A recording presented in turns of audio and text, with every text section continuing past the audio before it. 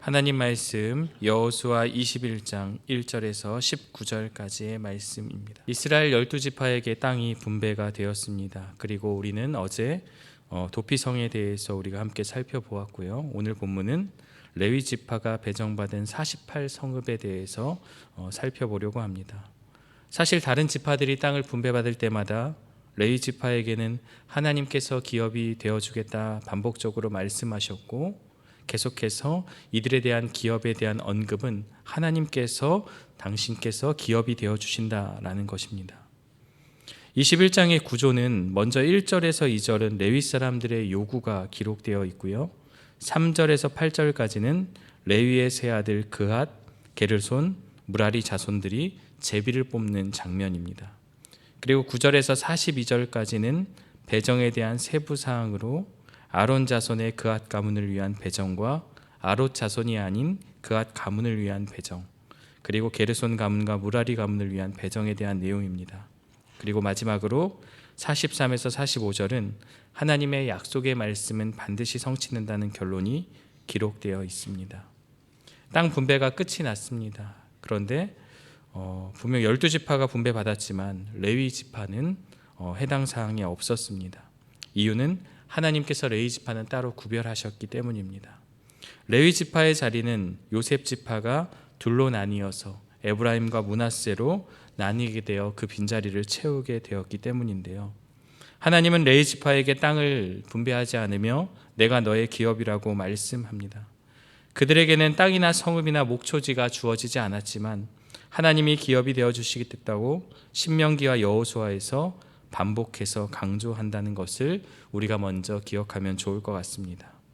1절 말씀을 보면 레위 사람의 족장들이 제사장 엘르아살과 여호수아와 이스라엘 자손의 지파 족장들에게 나와서 거할 성읍을 요구하고 있습니다. 2절에 보면 여호와께서 모세에게 명령하사라는 표현이 나오는데요. 모든 지파의 기업 분배가 끝난 시점에 레위인들은 이 명령에 근거하여 자신의 기업을 분배의 책임자들에게 요구하고 있는 것입니다. 하나님께서 기업이 되어주시겠다고 약속했으니까 가만히 있으면 된다, 하늘에서 그냥 뚝 하고 땅이 떨어진다라고 생각하면 안 되고요.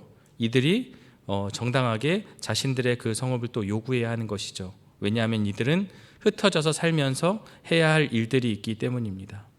이들은 단순히 지금 먹고 살기 위한 땅을 요구하는 것이 아닙니다. 하나님의 영광을 위해 살아가면 하나님께서 책임져 주셔야 된다라는 그러한 하나님의 말씀에 근거하여서 그들은 정당한 요구를 하고 있는 것인데요. 인간적인 욕심에 의한 요구가 아니라는 것이죠. 다른 모든 지파들은 받았는데 왜 우리는 땅이 없느냐라고 따지는 일이 아닙니다.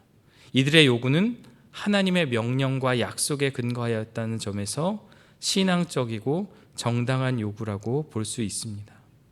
신명기 33장 10절에 보면 레위 지파는 이들을 가르쳐야 되는, 많은 백성들을 율법을 통해 가르쳐야 되는 그러한 사명이 있습니다. 그리고 온전한 번제를 하나님께 드려야 되는 그러한 삶의 책임들이 있습니다.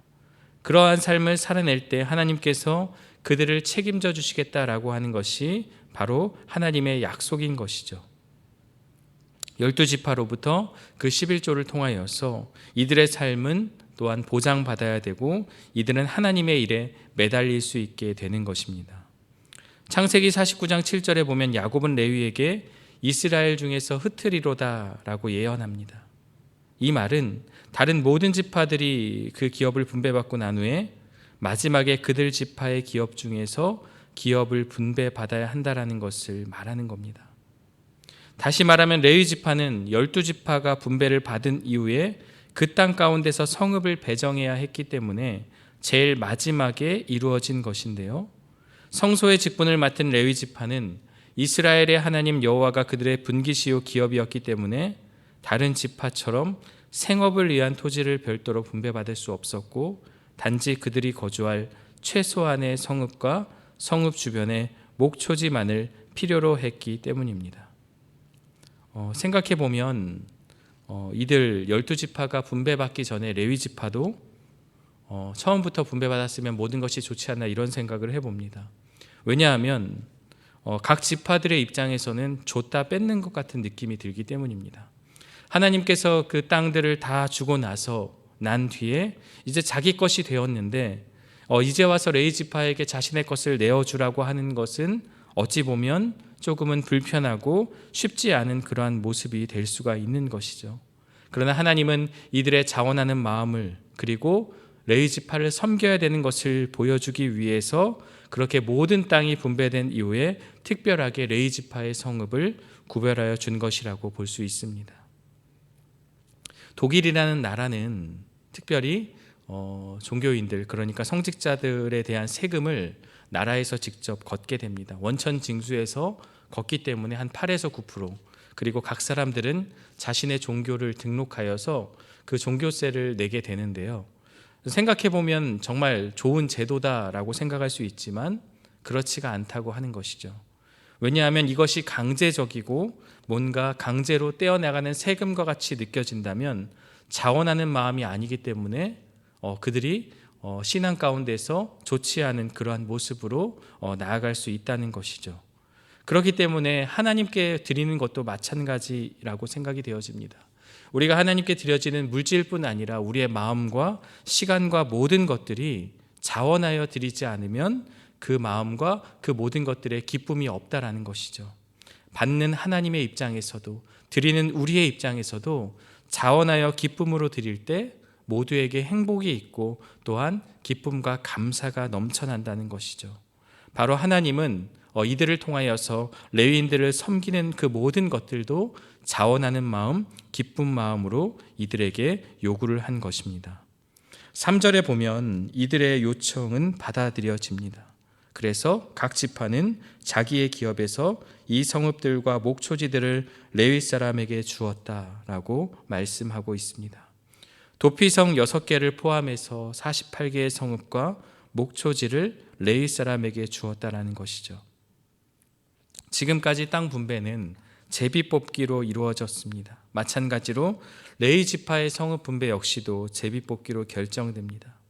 레위에게는 세 아들 게르손과 그앗과 무라리가 있었고 그중 그앗 자손에서 아므람이 나오고 다시 모세와 아론의 두 자손으로 대가 이어집니다. 이 중에 아론의 자손이 가장 먼저 기업을 얻게 됩니다. 왜냐하면 아론의 자손은 제사장직을 맡았기 때문에 또 당연한 것으로 우리가 볼 수 있습니다. 5절에 보면 나머지 그앗 자손들은 아론의 자손들을 제외한 자들을 말하는데요, 그 안에는 당연히 모세의 자손들도 있습니다. 모세의 자손들도 특별한 혜택을 누리지 못하고 다른 후손들과 같은 대우를 받았다는 것을 우리가 알 수 있고요. 6절과 7절에는 게르손과 무라리 자손들이 제비를 뽑아 성읍을 얻게 됩니다. 그리고 8절에 보면 여호와께서 모세에게 명령하신 대로라는 것을 다시 한번 강조하며 이 모든 일이 하나님의 뜻 가운데 이루어졌다는 것을 말씀하고 있습니다. 계속해서 9절에서 19절까지는 아론 자손이 받은 그 성읍들의 목록이 구체적으로 기록되어 있는데요, 특별히 우리에게 낯이 익은 지명이 나옵니다. 바로 11절 그리고 12절에 나오는 헤브론입니다. 헤브론은 갈렙이 이 산지를 내게 주소서라고 고백하며 노년의 믿음의 고백을 따라 얻은 기업입니다. 힘들게 얻었고 그리고 그 땅을 취하기 위해서 그 많은 노력과 애씀이 있었지만 하나님의 명령 앞에 레위 자손에게 기꺼이 내어주게 됩니다. 그리고 그 나머지들을 이제 갈렙 자손들이 이제 얻게 되는 것이죠.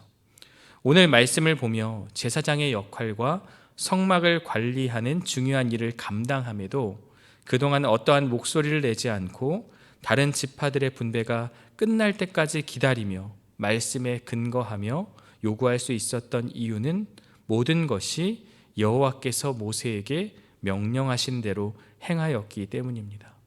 하나님의 뜻이 있었기 때문이다라는 거죠. 모세의 자손 역시 특별한 대우를 요구하지 않았던 것도 여호와께서 명령하신 대로 행하였기 때문이라고 우리가 짐작해 볼 수 있습니다. 모세가 지도자로 이스라엘을 이끌었지만 하나님의 명령에 따른 것이지 그 자체가 자신의 공로가 될 수 없음을 깨닫게 됩니다. 갈렙 역시 마찬가지입니다. 힘들게 얻은 헤브론 땅이지만 레위 자손들에게 일부를 나눠주는 모습을 통해 진정한 어른의 모습, 진정한 신앙인의 모습을 보여주고 있습니다. 신앙생활의 핵심이 땅 분배 과정에서도 그대로 나와 있는데요. 모든 것이 하나님의 뜻대로 이루어진다. 하나님의 뜻 가운데 모든 것이 이루어진다라는 거죠. 그러나 이스라엘이 하나님의 뜻대로 행하지 않았을 때 암흑기 같은 사사시대가 연출되었던 것을 기억하기를 원합니다. 하나님의 말씀을 통해 우리는 하나님의 뜻을 발견합니다. 그리고 그 뜻대로 살아가는 것이 신앙생활의 핵심입니다. 오늘 본문을 보면 레위 지파는 다른 지파와 달리 한 곳에 모여 살지 않습니다. 야곱의 예언대로 흩어져 살면서 영적인 지도자의 역할을 감당해야 했기 때문인데요. 그러나 사사시대를 통해 본이 되어야 될 제사장들의 타락은 우리의 마음을 아프게 합니다. 이스라엘 안에 더 엄격하게 하나님의 말씀을 실천해야 할 책무가 그들 가운데 있음에도 그러한 삶을 살지 못했습니다. 오늘 우리가 사는 이 시대에 특별하게 구별된 레위 지파는 없습니다. 하나님을 믿는 우리 모든 성도가 레위 지파의 역할을 감당해야 합니다. 하나님의 사명을 위해 흩어진 레위 지파가 각 지파에게 신앙의 본이 되어야 했던 것처럼 오늘 우리도 흩어져서 우리의 일상생활에서 세상에 어떤 영향력을 보여주고 있는지 돌아보기를 원합니다. 교회가 세상을 걱정하는 것이 아니라 오히려 세상이 교회를, 그리스도인들을 걱정하고 있습니다. 세상에 나아가 선한 영향력을 미치는 우리의 모습을 통해 하나님께는 영광이요 우리의 삶에는 기쁨과 감사가 넘쳐나야 한다는 것을 다시 한번 말씀을 통해 깨닫게 됩니다. 말씀을 정리합니다. 레위 지파는 말씀대로 신앙에 근거하여 땅을 요구합니다. 다른 지파가 받을 때까지 그들은 그것을 원하지 않고 기다리며 또 기다리는 그러한 모습을 보여주게 됩니다. 중요한 건 각 지파가 이들을 섬기는 마음입니다. 레위 지파가 하나님의 명령을 위해, 특별히 하나님의 영광을 위해 살아갈 때 다른 지파는 기꺼이 그들을 섬겨야 하며 그들을 책임져야 하는 것이 하나님의 뜻이다라는 것이죠. 이것은 억지로 강요해서 되는 것이 아니라 자원하는 마음이 있어야 한다라는 것. 우리가 하나님께 드리는 물질뿐 아니라 마음과 헌신, 그 모든 노력들도 우리가 자원하는 마음으로 하나님께 드려야 한다는 것을 기억하기를 원합니다. 자원하는 마음으로 하나님을 섬기는 것, 그것을 통해 또한 우리도 기쁨이 되지만 하나님께서도 영광을 받으시고 기뻐한다는 것을 기억하며 우리의 삶 가운데도 이러한 자원하는 기쁜 마음으로 하나님을 섬기기를 간절히 원합니다. 말씀대로 순종하며 기다린 레위 지파, 그리고 힘들게 얻은 헤브론을 나눠준 갈렙, 어떠한 기득권도 요구하지 않은 모세와 그 자손들을 통해 오늘 우리는 이들의 모습을 보며 세상에 나아가 어떠한 모습으로 살아야겠습니까? 자원하는 마음으로 하나님을 섬기고 선한 영향력으로 세상에 비춰져서 빛과 소금의 역할을 감당하는 저와 여러분들 되시기를 주의 이름으로 축원합니다. 함께 기도하겠습니다.